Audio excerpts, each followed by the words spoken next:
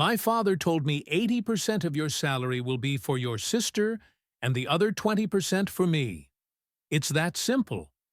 So I laughed and said, I'll be taking 100% and leaving, and you too can pay your own bills.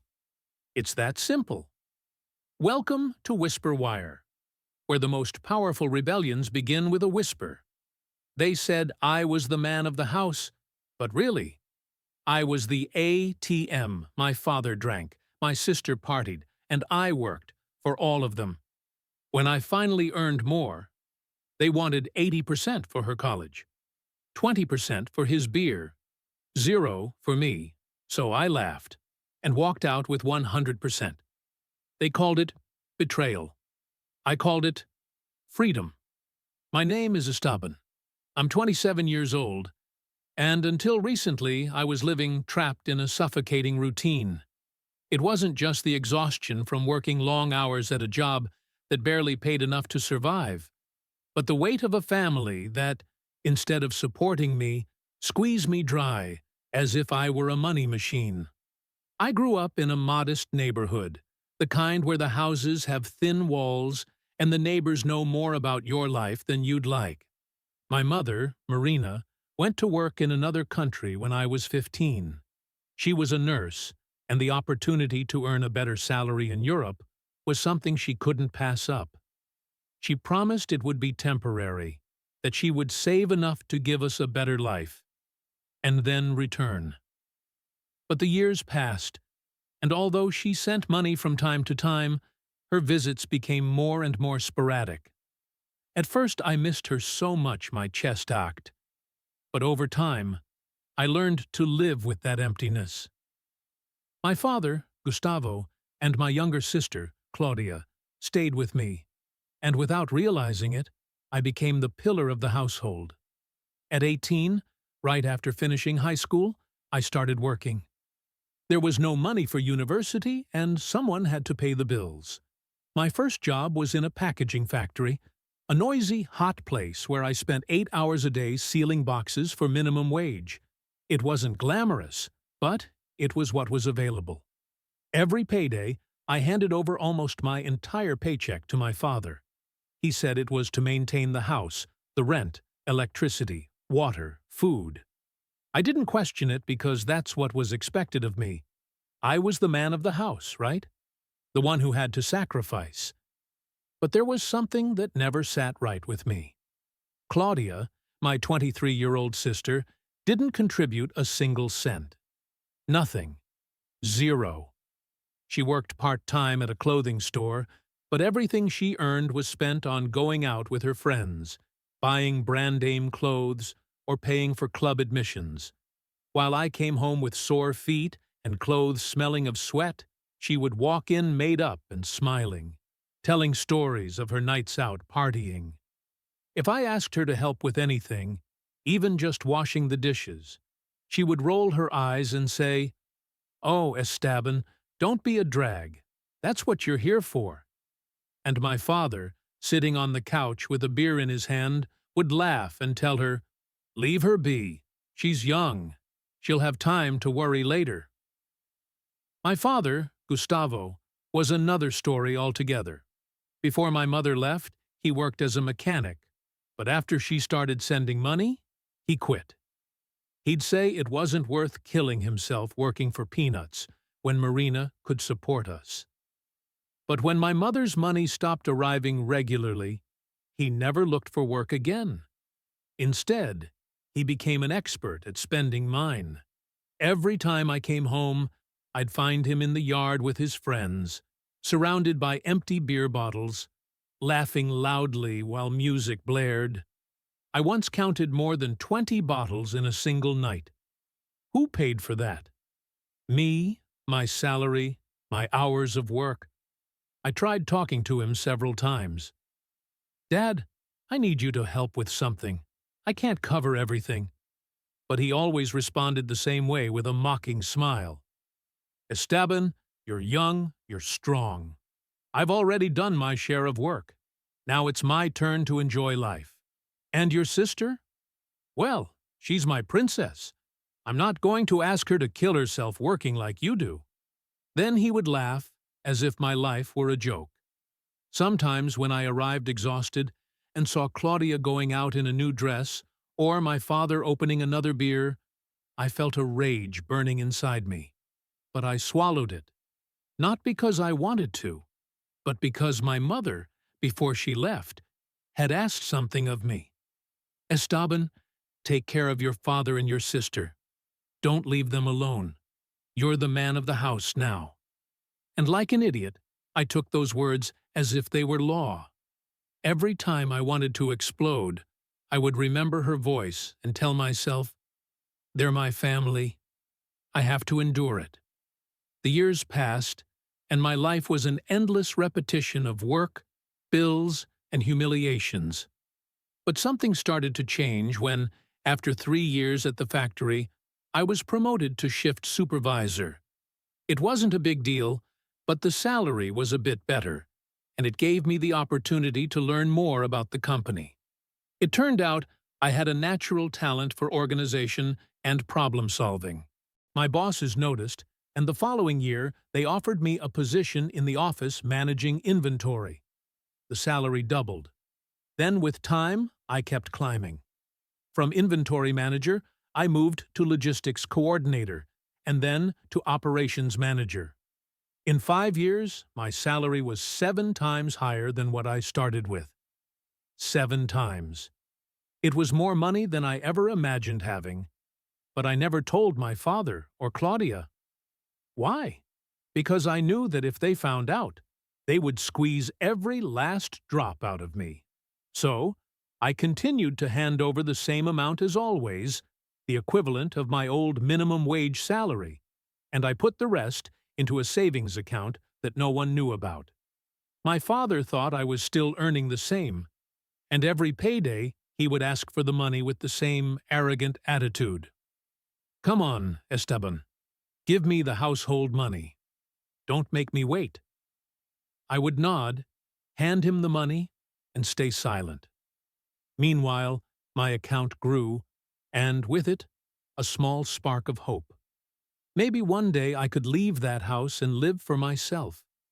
Despite my new salary, my life at home didn't change.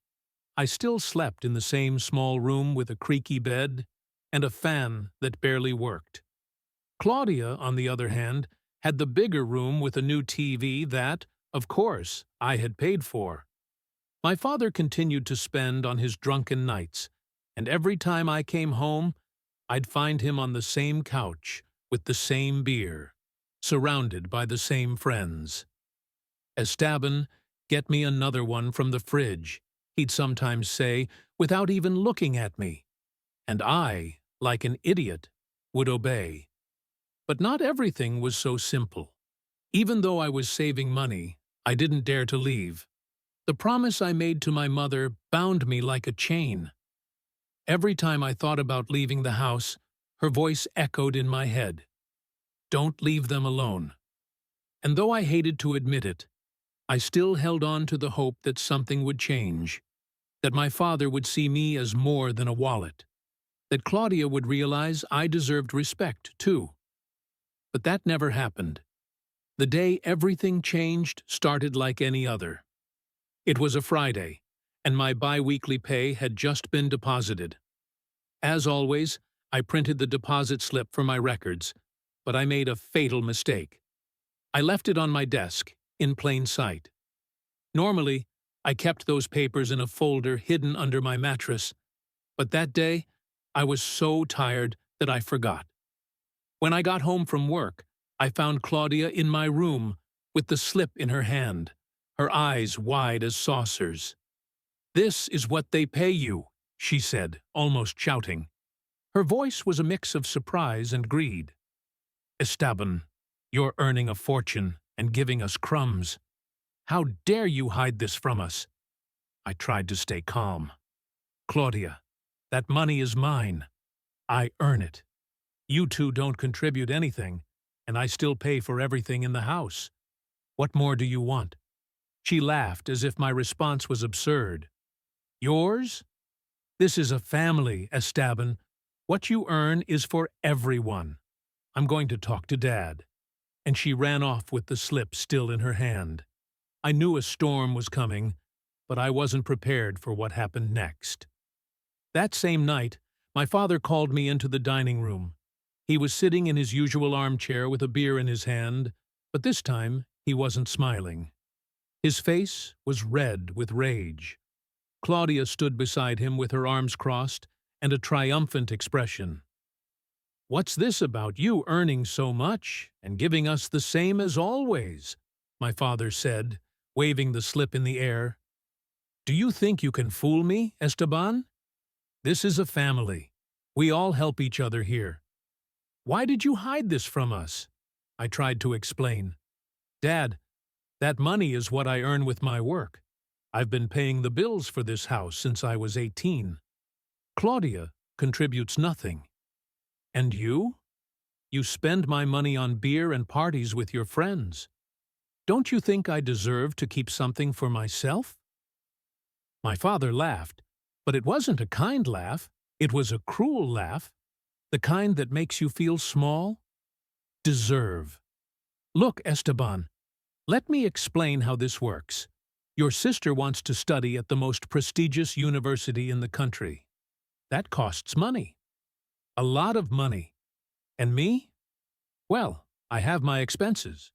So from now on, 80% of your salary will go to Claudia, so she can fulfill her dreams. The other 20% is for me, for my things, and for going out with my friends. It's that simple. I stared at him, unable to believe what I had just heard. 80% for Claudia, 20% for him and me. What was left for me? I felt the rage I had stored up for years rising in my throat like a volcano. But instead of screaming, I laughed. I laughed loudly, hysterically, as if I had just heard the best joke in the world. My father and Claudia looked at me as if I were crazy. "What are you laughing at?" my father asked, clearly annoyed. I wiped a tear from my eye, still laughing. "I'm laughing because I'm fed up. Fed up with supporting two parasites who claim to be my family. Fed up with your drunken nights, Dad. Fed up with your parties, Claudia. Fed up with being treated like I'm worthless. So, you know what? I'm leaving. I'm leaving with 100% of my salary, and you too can pay your own bills. It's that simple." My father's face changed. The rage gave way to an expression of disbelief. "What did you say?" "You don't call the shots, Esteban. You have an obligation to this family. You always have, and you always will." "No," I said with a calmness I didn't know I possessed. "That's over." I went to my room, took out a suitcase, and started packing my things, my clothes, my documents, my laptop, everything that was mine. My father followed me, yelling that I wasn't going to leave, that I couldn't just leave them like this. He tried to block the door, but I was no longer the same Esteban who would bow his head. I pushed him aside and walked out of that house without looking back. I went to live in an apartment all by myself. I bought a flat-screen TV, a bed with a mattress that doesn't creak, and I even allowed myself the luxury of a trip to the beach. It's incredible how it feels to spend your own salary on yourself, without anyone telling you that you don't deserve it. But it wasn't all peace. About 3 months later, my cell phone rang at 10 p.m. It was an unknown number, but something told me it wasn't just any call. I answered, and the voice on the other end made my blood run cold. It was Claudia, my sister, but she didn't sound like the usual Claudia, with her arrogant tone and mocking laugh. She sounded desperate. "Esteban, please, you have to help us," she said, her voice trembling.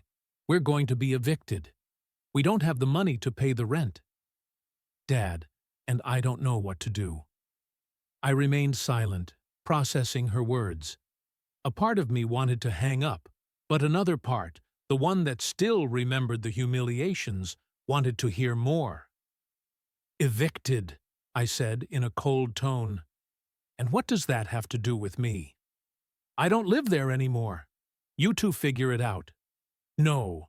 Wait, she shouted, almost on the verge of tears. We have nothing. My salary isn't enough. And Dad hasn't been able to work much. Please, Esteban, you're our only hope. If we don't pay this month, they'll throw us out on the street. I laughed. I couldn't help it. It was a dry laugh, loaded with all the resentment I had accumulated over the years. Your salary isn't enough. How curious, Claudia. Because when you were spending it all on parties, clothes, and clubs, you never worried about the rent. And now, suddenly, I'm your savior. Where was that concern when you treated me like your personal bank? Please, Esteban, this isn't the time for that, she said, her voice breaking. I know I wasn't the best sister, but we need your help. Your family. You can't just leave us like this. Before I could answer, I heard another voice in the background. It was my father, Gustavo, snatching the phone from Claudia. Esteban, listen to me carefully. He yelled with that deep voice he used when he wanted to assert his authority. But this time, there was something different. It wasn't just anger. There was desperation. Do you think you can just wash your hands of us and leave us on the street? You're selfish. We always gave you a roof, food, a family. And now that you're earning a fortune, you turn your back on us. That's not what a man does. I felt the rage rising in my chest, but also a strange calm. For the first time, I didn't feel intimidated. A roof, food, a family, I said, almost spitting the words. Let's get something straight, Dad. For years, I paid for that roof. I paid for the food. I paid for the electricity, the water, even your damn beers. And what did I get in return? Your mockery. You're made to enjoy life, Esteban, not work. Your Claudia is my princess. Leave her alone. And now you call me selfish. No, Dad. You're the selfish one living off my salary while you got drunk with your friends. Claudia is the selfish one laughing in my face while I killed myself working. Don't make me say it, Esteban. He interrupted, but his voice no longer had the same force. You have money. A lot of money. We saw it on that check. You could save us. Your sister wants to go to university. She wants a future. Don't you care? I laughed again, louder this time. University. The prestigious university you wanted me to pay for with 80% of my salary, and the other 20% for your drinking binges. Do you remember that, Dad? Because I do. You told me it's that simple. Well, now I'm telling you. Get jobs, pay your bills, survive. It's that simple. Don't you dare talk to me like that, he roared. But he sounded more like a cornered animal than the man who used to intimidate me. Without us, you'd be nothing. We raised you. We gave you everything. You gave me everything, I said, my voice turning as cold as ice. The only thing you gave me was a promise that tied me to you like a chain. Mom told me not to leave you alone. And that's why I stayed, enduring your humiliations, your laughter, your worthless Esteban. But you know what? That check you saw, that money that excites you so much is the fruit of my sacrifice, of my sleepless nights, my overtime hours, my promotions, not yours, not Claudia's, mine, and I'm not giving you another cent. There was silence on the other end of the line. Then Claudia got back on the phone, sobbing. Esteban, please. We have no one else. If we get evicted, I don't know what we'll do. Please, I'm begging you. We're your family. Family, I said, and I felt the words burn in my throat. A family doesn't use you. A family doesn't laugh at you while they bleed you dry. A family doesn't make you feel worthless. You are not my family. You are parasites. And parasites sooner or later have to learn to survive on their own. "You can't do this to us," she cried. But I was no longer listening. I hung up the phone, and for the first time in years, I felt the weight on my chest lighten. It wasn't just rage I felt, it was justice.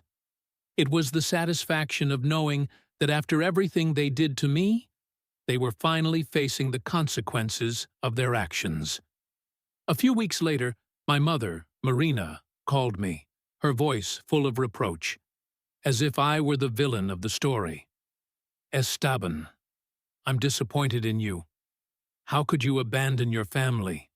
Your father and sister are going through a terrible time, and you, with all that money, just left them alone. They couldn't pay the rent, and the landlord had no mercy and kicked them out. It's your fault." I tried to explain to her with all the patience I had left.